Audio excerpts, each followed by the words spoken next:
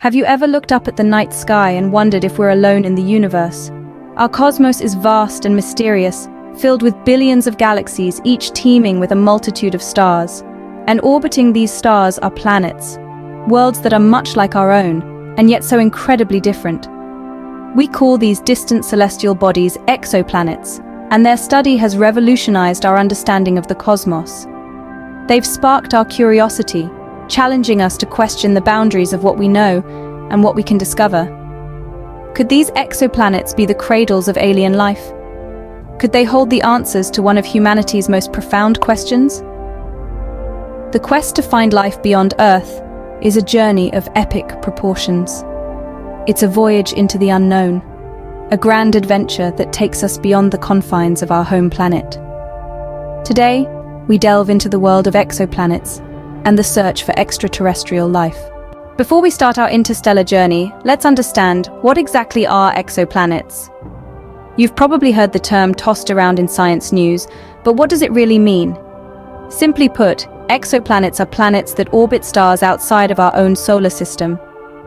These celestial bodies are incredibly diverse, ranging from gas giants larger than Jupiter to rocky planets smaller than Earth. Unlike the familiar planets in our solar system, exoplanets can possess wildly different characteristics and environments. Some may have scorching temperatures due to their close proximity to their stars, while others might be icy cold, situated in the far reaches of their solar systems. But why are exoplanets so important in our quest for understanding the universe? They hold the potential to answer one of humanity's longest-standing questions. Are we alone in the universe? By studying exoplanets, we may just stumble upon a planet with conditions suitable for life as we know it. Now that we know what exoplanets are, how do scientists go about finding them? Finding an exoplanet is like looking for a needle in a cosmic haystack, but scientists have developed some ingenious methods. Let's dive right into the first one, the transit method. Picture this. You're standing in a field on a sunny day when suddenly a bird flies across the sun. For a fleeting moment, the sun's light dims. That's basically what the transit method is all about. When an exoplanet passes or transits in front of its host star, it causes a slight dip in the star's brightness. By carefully studying these light patterns, astronomers can detect the presence of an exoplanet. They can even estimate its size and orbital period. Now, onto the second method, the radial velocity, or wobble method. This is based on the simple fact that gravity is a two-way street. Just as a star's gravity influences an exoplanet, the exoplanet's gravity also affects the star. This mutual tug-of-war causes the star to wobble slightly. By measuring this wobble, astronomers can not only detect the presence of an exoplanet, but also calculate its mass and distance from the star. Both methods have their strengths. The transit method is great for finding smaller Earth-like planets, while the radial velocity method excels at detecting larger Jupiter-like planets. But the real magic happens when astronomers use both methods together. By combining the data, they can determine an exoplanet's density, which gives clues about its composition. Is it a rocky world like Earth or a gas giant like Jupiter? But it's not just about finding any exoplanet. It's about finding exoplanets in the Goldilocks zone, where conditions might be just right for life as we know it. And that's where things get really exciting. These methods have led to the discovery of thousands of exoplanets. But how many of these could potentially support life? Not all exoplanets are created equal. Some have conditions that could potentially support life. Just think about it for a moment. There are countless stars in the galaxy, and many of them have planets orbiting around them. But not all of these planets can support life as we know it. So, what makes an exoplanet habitable? Let's dive in. Firstly, water is the key to life as we know it. So, a habitable exoplanet would likely need to have liquid water on its surface. This implies a certain range of temperatures, neither too hot that water would boil away, nor too cold that it would freeze solid. This leads us to the concept of the habitable zone, often referred to as the Goldilocks zone. This is the region around a star where conditions are just right, not too hot, not too cold, for liquid water to exist on the surface of a planet. But it's not just about the right temperature.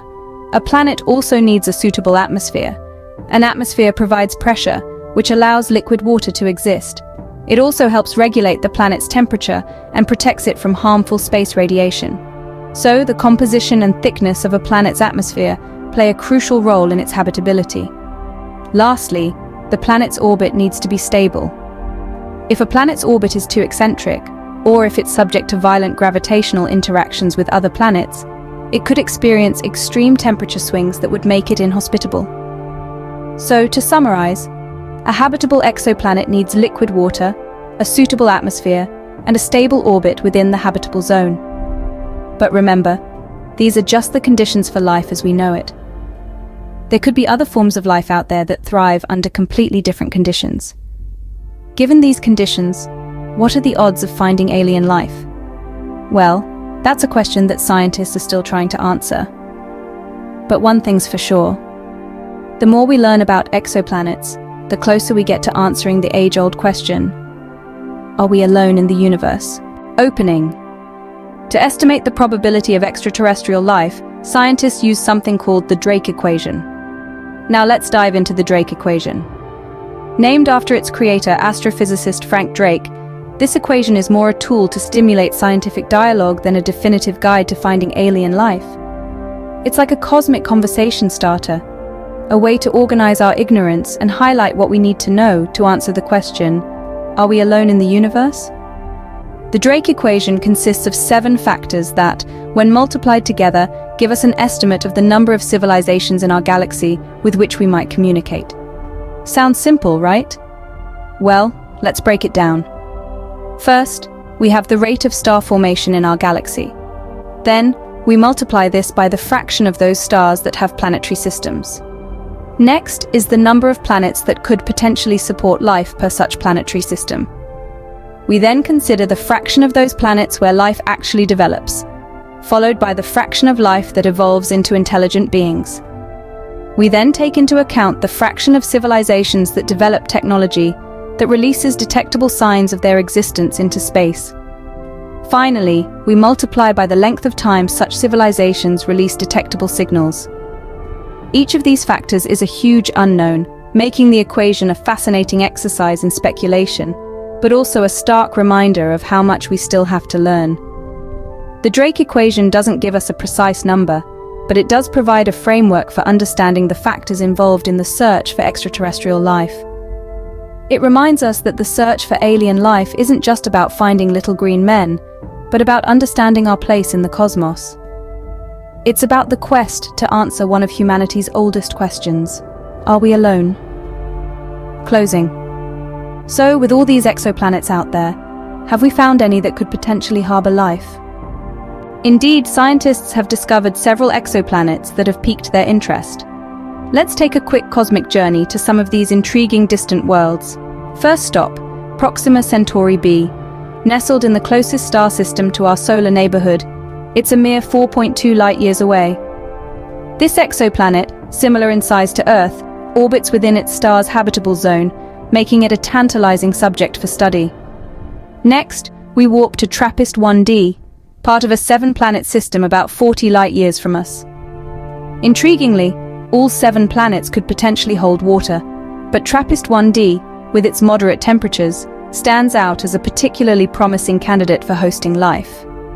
These are just a couple of examples among thousands of exoplanets discovered, each unique and full of potential.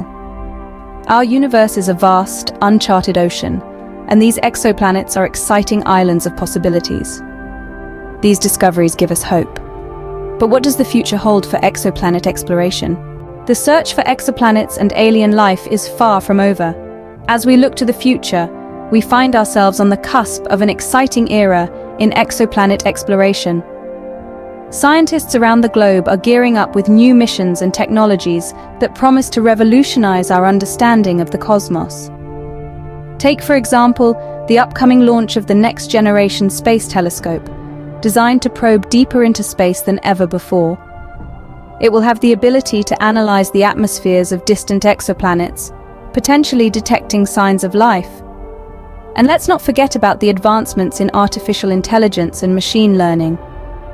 These technologies are being harnessed to sift through vast amounts of data, identifying potential exoplanets that may have been overlooked. The possibilities are as limitless as space itself. So next time you look up at the night sky, remember, the search for alien life continues, and the next discovery could change everything.